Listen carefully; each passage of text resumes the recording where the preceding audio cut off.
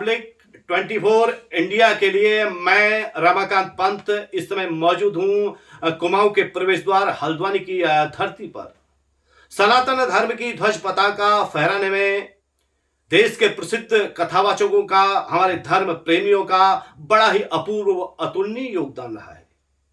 देवभूमि उत्तराखंड की धरती में जन्मे, यहाँ की पावन भूमि में अपने दिव्य ज्ञान का प्रसारण करने वाले बाल व्यास श्री कपिल देव महाराज जी आज हमारे बीच में उपस्थित हैं, जिन्होंने अब तक 40 कथाओं का सुंदर वाचन किया है और अपनी सुधामयी वाणी की धार से निरंतर लोगों को सन्मार्ग की ओर प्रेरित करने के लिए अपना जीवन जिन्होंने समर्पित कर दिया है ईश्वर के चरणों में। ऐसे बाल व्यास जी श्री कपिल देव महाराज जी हमारे बीच में उपस्थित हैं और मिलते हैं व्यास जी से।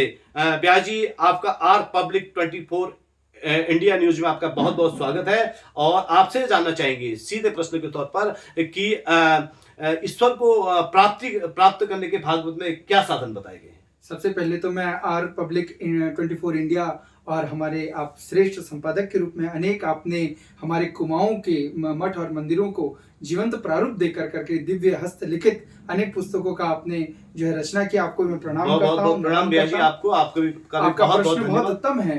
देखिए, भगवान ने भव सागर से पार कैसे हो इसको सुगम मार्ग देने के लिए भागवत की रचना व्यास जी महाराज ने करी। बद्रीनाथ के पवित्र सरस्वती नदी के तट पर व्यास गुफा है, वहीं पर बैठ करके व्यास जी ने ये रचना करी और भागवत में दिव्य है, नाम संकीर्तनम यस्या सर्व पाप प्रणाशनम। नाम संकीर्तन जिसके हृदय में आ जाए, क्योंकि देखिए आप वैसे भी आप देखिए तप है, पूजन है, पाठ है, यज्ञ है, जीव बृहत नहीं कर सकता है क्योंकि जीव के पास समय का भी अभाव है। लेकिन हमेशा 24 घंटे भगवान का नाम जीव आसानी से ले सकता है, लेकिन उस नाम को भी वह आसानी से नहीं ले पाता है। क्यों? क्योंकि नाम लेने से काम, क्रोध, मद, लोभ, मात्सर्य, अविद्या, इन सब चीजों का नाश होता है। अच्छा, कुल मिलाकर के नाम के का बड़ा प्रताप है, नाम का बड़ा महत्व है। तो गुरु जी, मनुष्य किस प्रकार शांति पूर्वक, वो ऐसा कौन सा उपाय है जिससे वो शांति पूर्वक ईश्वर के चरणों में अपना ध्यान अर्पित कर सके, नाम ले सके, ईश्वर के चरणों में अपनी वंदना अर्पित कर सके? तो ऐसा कौन सा सुगम उपाय है, ऐसा कौन सा सुगम मार्ग है जिससे वो शांति पूर्वक निर्विकार होकर के ईश्वर के चरणों में अपने ध्यान को अर्पित कर सके? देखिए, आपने बहुत अच्छा प्रश्न किया, लेकिन सारी बातों को एक तराजू के पलड़े पर रखते हुए, लेकिन श्रेष्ठ बात मैं आपको बताऊं, सबसे पहले व्यक्ति को अगर शांति चाहिए तो उसको सबसे पहला संतोष का गुण अपनाना ही पड़ेगा।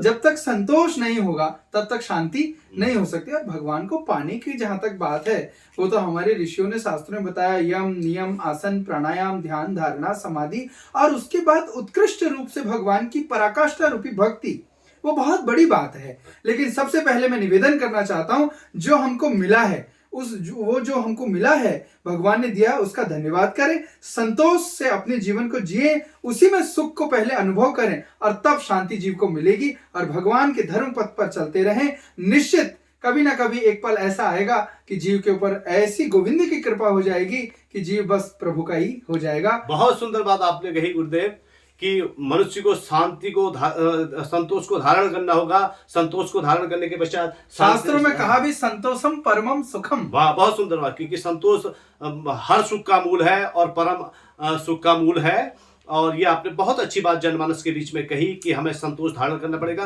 क्योंकि संग्राम जीवन में प्रतिपल है। आपने अपने शब्दों में सारांश दिया है और आज आपने बड़ा अमूल्य समय हमारे साथ साझा किया है, अपने विचार साझा किए। आपसे एक बात और जानना चाहेंगे कि आपको ये कथा करते करते कितने समय हो गए, कितने वर्ष की अवस्था से आपने श्रीमद् भागवत कथाओं का या अन्य पुराणों का वाचन आरंभ किया, और आपके भविष्य की क्या योजनाएं हैं, भविष्य में किस प्रकार आप सनातन धर्म के ध्वज पताका को फहराने में अपना अपूर्व योगदान जारी रखेंगे?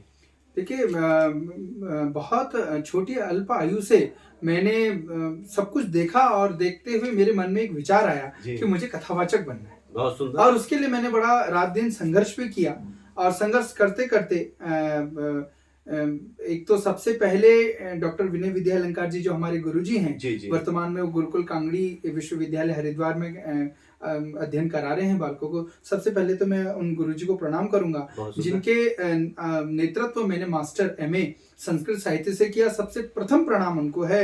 और मैंने कुमाऊं में ये दो बातें देखी। जी। कुमाऊं में हमारे अनेक संत है, लेकिन दो संतों के जीवन को मैंने देखा। अच्छा। एक तो हमारे डोलाश्रम वाले अच्छा, तपस्वी बाबा हाँ, कल्याण दास जी कल्याण महाराज, दास जी, जी। और दूसरे हमारे रानीखेत में जो झूला मंदिर है, जी जी वहां पर हमारे मौनी महाराज जी हैं। जी जी। मैंने देखा कि हमारे कुमाऊं अंचल में अंतर्राष्ट्रीय संत तो हुए, लेकिन अंतर्राष्ट्रीय कथावाचक मुझे कोई नहीं दिखे। तो मेरे मन में ये भी जज्बा जागृत हुआ कि मुझे अपने कुमाऊं क्षेत्र से अंतर्राष्ट्रीय कथावाचक भी बनना है, और अनेक अनेक प्रयासों को करते हुए श्रेष्ठ और शांति की बात और धर्म के प्रचार प्रसार को साथ में लेते लेते बस मैंने अंतर्राष्ट्रीय कथावाचक बनना है। और सभी भाइयों से मैं निवेदन करता हूं, क्षेत्र के भी छोटे बड़े भाइयों से, अपने सनातन को आगे बढ़ाने में अपना खून पसीना और पूरी जान आप लगाएं और अपने सनातन धर्म को आगे बढ़ाएं। वही कार्य मैं भी कर रहा हूं। और मतलब आगे आप बहुत समय, जैसे आप श्रीमद् भागवत कथा का वाचन करते हैं, श्रीमद् देवी भागवत कथाओं का वाचन करते हैं, राम कथाओं का वाचन करते हैं, तो पुराण तो गुरुदेव कई हैं, तो आप विशेष रूप से अब अपना जो ध्यान केंद्रित है या वो किस पुराण की ओर अग्रसर करेंगे ताकि कुछ नई जानकारी हमारी जनता। देखिए, मैं आपको एक बात बताऊं, श्रीमद् भागवत 2 खंडों में रचित है और इतना विशालतम ग्रंथ है। मैं जब जब श्रीमद् भागवत जी की शरण में जाता हूं, तब तक मुझे वो नवीन नवीन नवीन ही लगती है। अच्छा। देखिए, 19 वर्ष की बहुत छोटी आयु से मैंने भागवत का कार्य प्रारंभ किया और आज मेरी आयु 27 वर्ष की हो गई है। और 27 वर्ष में भी जब मैं पुस्तक खोल रहा हूँ, तब भी मुझे ऐसा लग रहा है कि मैं अधूरा ही हूँ। बहुत सुंदर बात आपने कही कि भागवत के बारे में आपने बहुत सुंदर साथ प्रकट किया, जो श्री हरि गीता का सार है कि भागवत हृदय भगवान का, सब ज्ञान का शुभ सार है। इन भागवत की कथाओं से ही चल रहा संसार है। वास्तव में हरि की लीला अनंत है, क्योंकि आकाश में ध्वनि अपरंपार है। आकाश में ध्वनि, नीर में रस, वेद में ओंकार हूँ, पुरुषार्थ पौरुष में चांद, सूरज में प्रभा में सार हूँ। जो भी वस्तु जगत में श्री संपन्न है, वे जानो योगेश्वर भगवान श्री कृष्ण के तेज के अंश से उत्पन्न है। ऐसी सुंदर बातों का सार आपने अपने दिव्यवाणी से यहाँ प्रकट किया, अपना अमूल्य समय हमें प्रदान किया, और आपका बहुत बहुत धन्यवाद है गुरु जी। आपका बहुत बहुत जी। नमस्कार। राधे राधे। राधे राधे।